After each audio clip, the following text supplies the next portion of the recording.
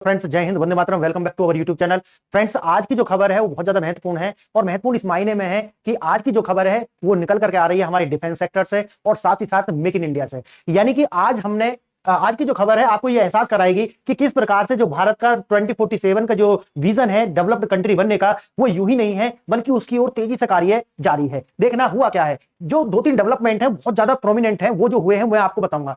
हो क्या रहा है कि भारत के द्वारा अपने देश को, यानी कि भारत में मेक इन इंडिया के तहत हम बनने जा रहे हैं डिफेंस के सेक्टर में नेट एक्सपोर्टर, और हमने ये कदम रख दिया है। आप जानते होंगे कि अगर भारत ने ये कार्य किए हैं तो इनके जो रिजल्ट है आने वाले 20 से 25 वर्ष में आने वाले हैं, और भारत जो है वो किस प्रकार की एक महाशक्ति बनकर के उभरने वाला है, आज आपको इसे देखने के बाद में, सुनने के बाद में समझ आ जाएगा क्लियर। देखिए, वैश्विक साझेदारी भारत में विनिर्माण, यानी कि भारत के अंदर जो डिफेंस को लेकर के हम पूरी तरीका से आत्मनिर्भर बनने जा रहे हैं। देखते होता क्या है, होता यह है रूस के साथ तो हमने जो है, सिर्फ रूस ही नहीं, आगे आपको पूरा बताऊंगा, पूरा सुन के जाना। रूस के साथ साझेदारी, हिंदुस्तान एरोनॉटिक्स लिमिटेड जिसे बोलते हैं हॉल, इसके द्वारा SJ-100 जो रीजनल जेट बनाए जाएंगे। SJ-100 यानी कि इनकी पूरी की पूरा जो सेटअप है, यानी कि इनको जो प्रोडक्शन करने का जो सेटअप है वो भारत के द्वारा रूस के साथ मिलकर के लगाया गया है। और देखना, यूरोप का जो एयरबस है, आप जानते होंगे यूरोप का जो है एयरबस है, और टाटा के द्वारा एक साथ जो है मिलकर के वडोदरा के अंदर C295 ट्रांसपोर्ट एयरक्राफ्ट का जो निर्माण है वो जारी है लगातार। आगे देखना, ब्राजील का एम्ब्रेयर जो है उनके साथ मिलकर के भारत के अंदर एक अडानी ग्रुप, आप जानते होंगे अडानी ग्रुप को, अडानी ग्रुप और महिंद्रा ग्रुप, इन दोनों ने मिलकर के C390 मिलिट्री ट्रांसपोर्ट जो है उनका निर्माण जो है वो शुरू कर दिया है। और आगे देखना आप, सिर्फ ये असेंबली नहीं है, ये मैं समझ लेना कि भारत के अंदर सिर्फ असेंबली हो रही है, नहीं, बात आती है मेक इन इंडिया, यानी कि भारत के अंदर इनका जो है निर्माण भी हो रहा है। ऐसा ही नहीं है, अब पूरा का पूरा जो इकोसिस्टम है वो बनाया जा रहा है। जब इसमें होगा क्या, सबसे बड़ी जो बाधा थी वो थी टेक्निकल इंजन टेक्नोलॉजी जो है ट्रांसफर की। तो अब भारत के अंदर जो हमारी जो CSIR और NAL, इन दोनों ने जो मिलकर के रूस के साथ एक रोस्टेक, रूस का जो एक रोस्टेक है उसके साथ मिलकर के एयरक्राफ्ट का जो इंजन है, उसका इंजन का जो विकास है वो भारत के अंदर ही करना प्रारंभ कर दिया है। आर्थिक विकास और रोजगार, जब ये सब होगा, आपको जो मैंने पीछे इशारा बताया ना, ये C295 हो या फिर C390 हो या फिर SJ-100 हो, जब इनका मैन्युफैक्चरिंग भारत के अंदर होगी तो उससे आर्थिक विकास और भारत के अंदर जो युवा है, जो इंजीनियर हैं, उनके लिए जो रोजगार है वो मिलने वाले हैं। और इसी के साथ में जो है MSME सेक्टर जो है उसको बहुत बड़ा जो है फायदा होने जा रहा है। आगे देखना, भविष्य की उड़ान, साथ ही साथ में जो भारत के अंदर जो डोमेस्टिक फ्लाइट्स को जो है मजबूत करना था, मैं आगे आपको उसका पूरा बताऊंगा। भविष्य की उड़ान और एक्सपोर्ट हब बनाने का लक्ष्य है। अफ्रीका हो, आसियान हो, मध्य पूर्व हो, इन सब में भारत के, यानी कि मेड इन इंडिया के तहत बने हुए जो विमान हैं उनको निर्यात करने का जो लक्ष्य है वो रखा गया है। आगे हम इसमें देखेंगे इसे थोड़ा विस्तार से। भारत की नई उड़ान, खरीदार से निर्माता बनने का जो सफर है वो हो रहा है। और एक मूक क्रांति मतलब है कि जो बिना शोर मचाए ही ऐसी क्रांति भारत के अंदर चल रही है जो आने वाले 2047 यानी कि 2047 तक भारत को एक विकसित राष्ट्र के रूप में स्थापित करने वाली है। एक समय था जब भारत केवल विमान खरीदता था, आज भारत विमान बनाना भी सीख रहा है दूसरे देशों के साथ में।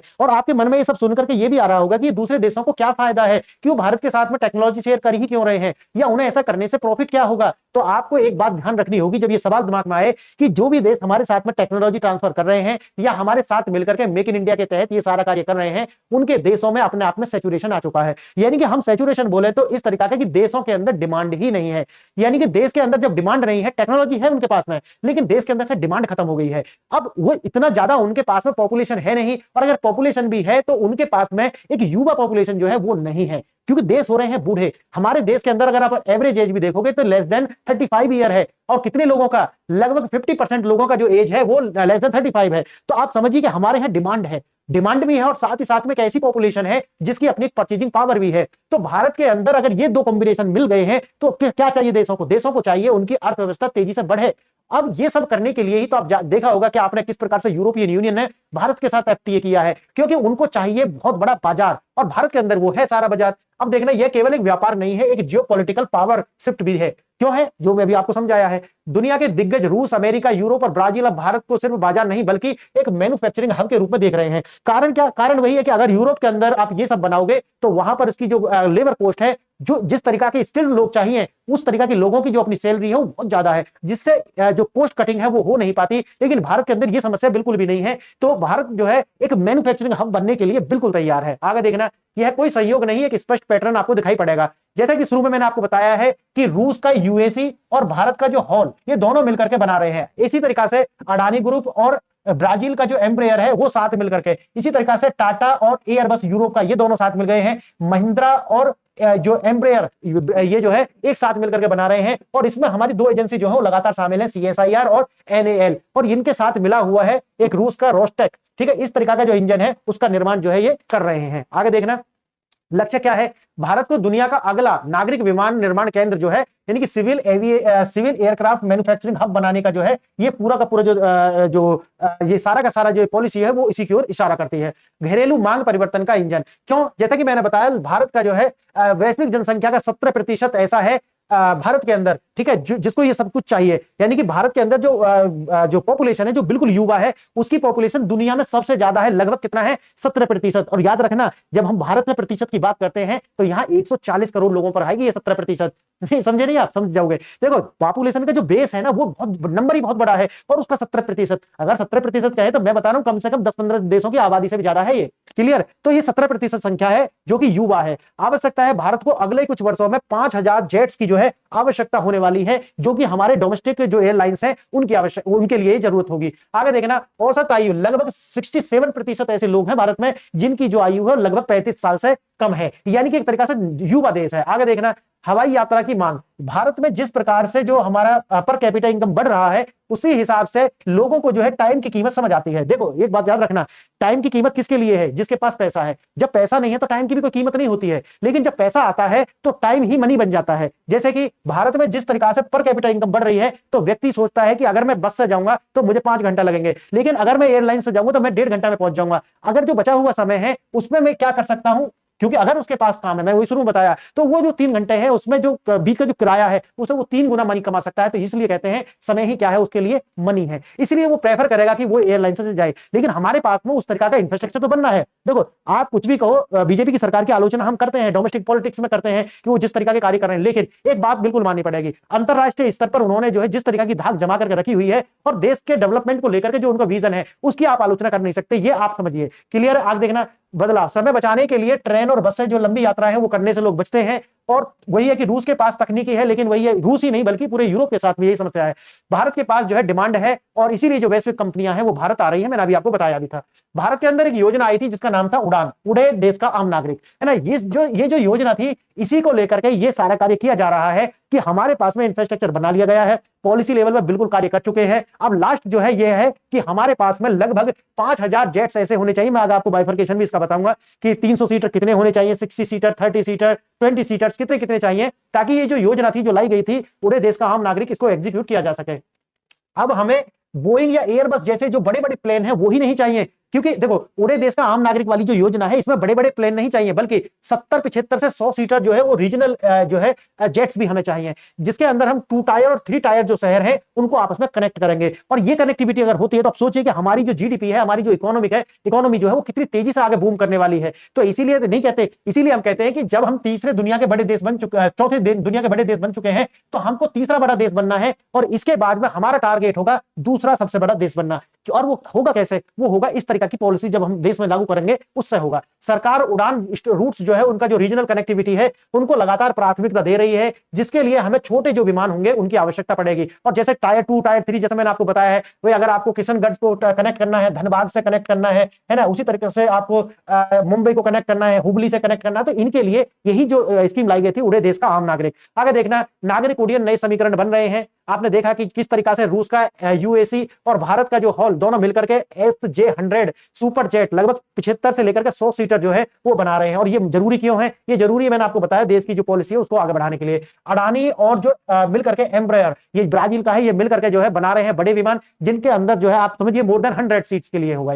नागरिक विमान और MRO इकोसिस्टम के लिए समझौता, उद्देश्य है सिविल एविएशन में लगातार समानांतर जो निर्माण है उसको जो है आगे बढ़ाना है। आगे देखना, सैन्य और परिवहन विमान, ये तो होगा डोमेस्टिक में सिर्फ जो सिविल एविएशन है। अब बात आती है कि जो हमारे मिलिट्री के लिए जो विमान चाहिए उनका भी तो चाहिए। देखना, इसमें हम आत्मनिर्भरता की ओर बढ़ रहे हैं। टाटा और एयरबस ने साथ मिलकर के एक जो है जो NDA बोलते हैं इसको, नॉन डिस्क्लोजर एग्रीमेंट, ये सब ये अच्छा, ये याद रखना, ये एनडीए हो चुके हैं, ये ऐसे ही नहीं है, हवा में नहीं है, ये सब एनडीए हो चुके हैं। एनडीए मैंने अभी आपको बताया है कि नॉन डिस्क्लोजर एग्रीमेंट, यानी कि इसकी रिपोर्ट ज्यादा बाहर आएंगी नहीं, लेकिन जो मेरे पास जानकारी थी, जो मैंने इस पर देखा, तो वो मैं आपको बता रहा हूं। टाटा और Airbus C295 Vadodara assembly line चालू हो चुकी है और सितंबर 2026 में जो है मेड इन इंडिया का जो पहला विमान है ये तैयार करके लाएंगे। आगे देखना, महिंद्रा और एम्ब्रेयर जो है ये दोनों C390 इस तरीका का जो मिलिट्री ट्रांसपोर्ट एयरक्राफ्ट बना रहे हैं, और साथ ही साथ सप्लाई चेन जो है वो भी कहां जाएगी, भारत से जाएगी, और भारत के अंदर ही जो है स्किलिंग इसकी भी जो है की जाएगी। आगे देखना, अंतिम छोर तक जो है संपर्क, छोटे विमान और सी प्लेन जो होते हैं, सी प्लेन जानते हैं ना, इस तरीका से जो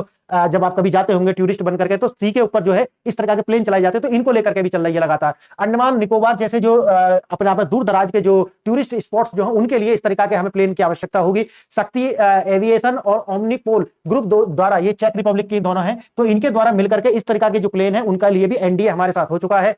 और इसके अंदर बनाए जाएंगे L400 जो कि लगभग 19 सीटर होंगे, और सी प्लेन जो होंगे वो भी इसी के तहत आएंगे, ये दोनों मिलकर के करेंगे। आगे देखना, योजना हुए 20 से 30 सीटर विमान जो है वो हमारे घरेलू इकोसिस्टम और साथ ही साथ में इस तरह के जो टूरिस्ट प्लेस है उनकी जो कनेक्टिविटी है उसके लिए आवश्यक होंगे। अब जैसा कि मैंने आपको शुरू में बताया है कि इंजन जो है वो सबसे महत्वपूर्ण होता है एरोप्लेन के अंदर, तो जो इंजन है उसको भी जो भारत का CSIR, आप जानते होंगे ये नेशनल एरोनॉटिकल जो लेबोरेटरी है NAL, और CSI यानी council for the scientific research and development, transport and development, तो ये जो है इनके द्वारा जो है मिलकर के बनाया जा रहा है। और एनडीए मैंने आपको बता दिया था, ये होता है नॉन डिस्क्लोजर एग्रीमेंट, इस पर कार्य जो है हो चुका है, ये एनडीए हो चुके हैं जितना मैंने आपको बताया है। भारत सिर्फ अब जो एयर फ्रेम नहीं है बल्कि पूर्ण इंजन इकोसिस्टम जो है और उसका R&D भी भारत के अंदर ही लगातार हो रहा है। असेंबली से तकनीकी हस्तांतरण तक का जो रास्ता वो कैसे तय हुआ है, वो होगा जैसे असेंबली, उसके बाद में कंपोनेंट लोकलाइजेशन, फिर आता है टेक्नोलॉजी ट्रांसफर, और फिर आता है फुल आईपी और डिजाइन वगैरह जो है वो भारत के ही होने वाले हैं। शुरुआती असेंबली हब के रूप में होगी, लेकिन लक्ष्य पूर्ण तकनीकी हस्तांतरण तक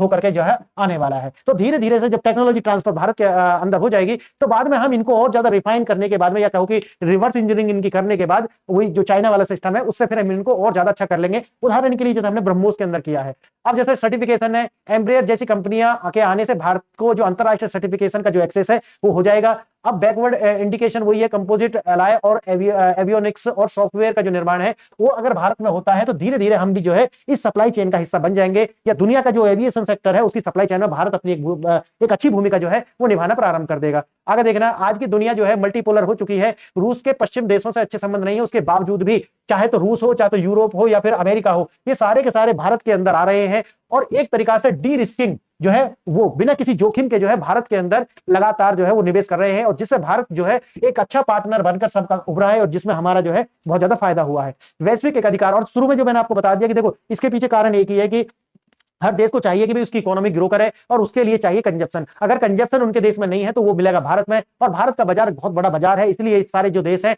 वो अपनी शत्रुता भुला करके भी भारत के अंदर व्यापार करने के लिए तैयार है।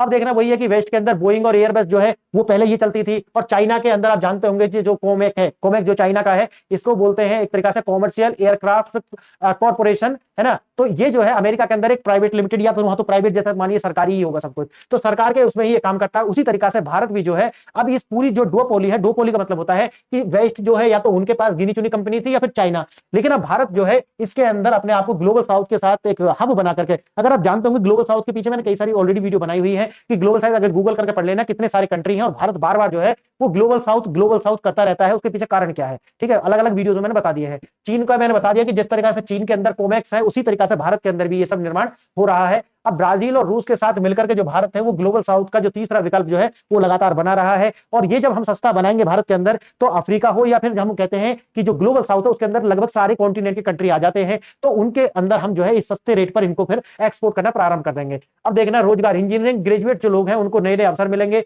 और जो उनकी स्किलिंग है वो भी होने वाली है। सप्लाई चेन MSME को जो बड़े ऑर्डर और कॉम्प्लेक्स मैन्युफैक्चरिंग जो है उनका अनुभव हो जाएगा। अब भारत विदेश नहीं बल्कि गुजरात और अपने देश के जो अलग अलग स्टेट हैं उनके बीच में ही अब प्रतिस्पर्धा देखने के लिए मिलेगी, कि हर राज्य सोचेगा कि मैन्युफैक्चरिंग यूनिट्स जो हैं उनके राज्य में लगनी चाहिए, जो विदेशी इन्वेस्टमेंट है उनके राज्य में आना चाहिए, ताकि उनके राज्य के जो युवा हैं उनको ज्यादा रोजगार मिले। तो ये अच्छे संकेत है, याद रखना ये अच्छे संकेत हैं। और जब हम बात करते हैं फेडरलिज्म की, तो वही है कि केंद्र राज्य संबंध, तो जब हम फेडरलिज्म की बात करते हैं तो इससे बेस्ट एग्जांपल और देखने के लिए क्या मिलेगा कि आज राज्य और राज्य के बीच ही कंपटीशन नहीं, केंद्र और राज्य के बीच में जो कंपटीशन है वो देखने के लिए मिलेगा। राज्य इन इंडस्ट्रीज को अपने यहाँ बुलाने के लिए प्रतिस्पर्धा कर रहे हैं और आने वाले समय में ये विकास के इंजन बनने वाले हैं। भविष्य की दृष्टि दुनिया के लिए निर्माण, अब भारत जो है पूरी दुनिया के लिए एक हब बनकर के उभरेगा। जैसे क्यों? क्योंकि हम कोस्ट कटिंग के हिसाब से विमान बनाएंगे जो पूरी दुनिया में एक तरीका से एफिशिएंट भी होंगे और सस्ते भी होंगे। तो उनको हम अफ्रीका हो या फिर मिडिल ईस्ट हो या फिर आसियान की कंट्री हो, वहां पर आसानी से जो है एक्सपोर्ट कर पाएंगे। घरेलू मांग पूरी होने के बाद भारत जो है वो एक्सपोर्ट कर पाएगा अफ्रीका, आसियान, ये जो मैंने आपको बताया मिडिल ईस्ट के अंदर। कम लागत और उच्च उपयोगिता वाले जो विमान हैं वो विकासशील देशों के लिए सबसे आदर्श होने वाले हैं। रूस ने, वैसे मैंने एक वीडियो इसके ऊपर भी बनाई थी कि रूस ने हमें 300 सीटर विमान जो है उनके भी ऑफर दिए हैं कि हम आपके यहाँ पे इनका जो निर्माण है वो एक साथ करने वाले हैं और साथ में टेक्नोलॉजी ट्रांसफर भी हम करेंगे। लंबी रेस का घोड़ा है भारत, जैसा कि मैंने आपको बताया कि 2024 में आप देखेंगे कि इंफ्रास्ट्रक्चर एंड पॉलिसी जो है इसके लिए डेवलप की गई। 2026 में first made in India C295 जो है ये सिविल एविएशन का विमान जो है भारत के अंदर बन रहा है, गुजरात के अंदर, मैंने बताया भी है इसमें। 2030-35 एंगेजिंग टेक मैच्योरिटी जो है वो भारत के अंदर 2030 से 35 के बीच में आ जाएगी और 2040 तक जो है भारत का जो उद्देश्य है कि हम नेट एक्सपोर्टर बन जाए पूरी दुनिया के लिए, खासकर ग्लोबल साउथ के लिए। अब देखना एविएशन इंडस्ट्री का जो जेस्टेशन पीरियड जो मैंने शुरू में बताया है कि जो जेस्टेशन पीरियड का मतलब समझ रहे हैं ना, मैच्योरिटी पीरियड जो है वो आता है 20 से 30 साल के अंदर। और 30 साल या 20 साल के बाद आप सोचिए कि भारत में क्या होने वाला है, आप इसको अनुमान नहीं लगा सकते। यानी कि हम भारत को जो कहते हैं ना कि भाई हम 2047 तक भारत को एक डेवलप्ड कंट्री बना देंगे, तो वो सिर्फ हवाई हवा नहीं है, उस पर कार्य हो रहा है। लेकिन वही है कि भाई भारत है तो कुछ तो थोड़ा बहुत चलेगा, है ना। अब बात जो है वो दुनिया के जितने भी ओरिजिनल इक्विपमेंट मैन्युफैक्चरर हैं वो भारत की ओर जो है लाइन लगा करके खड़े हुए हैं। कारण मैंने आपको बता दिया है शुरू में, कारण क्या है, भारत अब टेक ऑफ मोड में आ चुका है और यहां से आप 20 साल बाद आप देखेंगे भारत जो है नेट एक्सपोर्टर बन जाएगा। चाहे तो वो विमान जो सामान ले जाने वाले जो एयरक्राफ्ट होते हैं कार्गो, उनके निर्माण में हो या सिविल एविएशन इंडस्ट्री के उसमें हो, भारत जो है वो आगे आने वाले समय में पूरी दुनिया में एक ग्लोबल हब जो है, मैन्युफैक्चरिंग हब बनकर के उभरने वाला है। उसका कारण क्या है वो मैंने आपको बता दिया कि चाइना जो है उसकी अपनी एजिंग हो रही है, उसका जो देश है वो लगातार बूढ़ा हो रहा है और भारत के पास में ये जो डेमोग्राफी डिविडेंड है ये आने वाले अभी 10 से 20 साल रहने वाला है। और यही वो टाइम होगा कि जहां अभी 4 ट्रिलियन इकोनॉमी की बात है, वो आने वाले 20 साल के अंदर 25 से 30 ट्रिलियन अगर हम करते हैं तो हम दुनिया की दूसरी या पहली अर्थव्यवस्था बन जाएंगे। और ये पॉसिबल है, इसमें बहुत ज्यादा टाइम लगने वाला है नहीं। तो फ्रेंड्स आज के लिए यही है, अपना भारत आगे बढ़ रहा है। बताइए आपको ये वीडियो कैसा लगा है। सरकारें आएंगी जाएंगी लेकिन ये देश हमेशा रहेगा और इस देश के जो लोग हैं वो हमेशा रहेंगे और इस देश की जो सभ्यता है वो हमेशा रहेगी। तो आपको ये वीडियो कैसा लगा बताइए और अगर आपने वीडियो यहां तक देखा इसके लिए बहुत बहुत धन्यवाद। वीडियो को शेयर करें, लाइक करें, कमेंट करें, क्योंकि कमेंट करने से रीच बढ़ती है। आज के लिए इतना ही, आपने वीडियो देखा इसलिए